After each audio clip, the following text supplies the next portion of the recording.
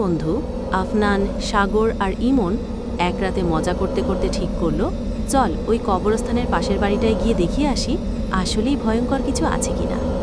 রাত 11টা। তারা বাড়ির সামনে পৌঁছায়। চারপাশে কুয়াশা, দূর থেকে শোনা যায় শিয়ালের ডাক। সাগর নিচু গলায়, ভাই আমার কেমন জানি লাগতেছে। ইমন হাসতে হাসতে, তুই ভয়ের পাখি, চল আমি প্রথমে যাই। তারা দরজা ঠেলে বাড়ির ভিতরে ঢুকে পড়ে। ঘরের ভেতরে থমথমে পরিবেশ, দেয়ালগুলো ভাঙাচোরা, ছাদের কোণে জাল, একটা আয়না পড়ে আছে পুরনো টেবিলের ওপরে। তাদের তিনজনের প্রতিচ্ছবি দেখা যাচ্ছিল, কিন্তু হঠাৎ আয়নার মধ্যে আরও একটা ছায়া দেখা গেল। চারজন। দেখ, ওটা কে? আমাদের তো তিনজনেরই প্রতিচ্ছবি হওয়ার কথা। পেছনে তাকিয়ে দেখে কেউ নেই। এরপর তারা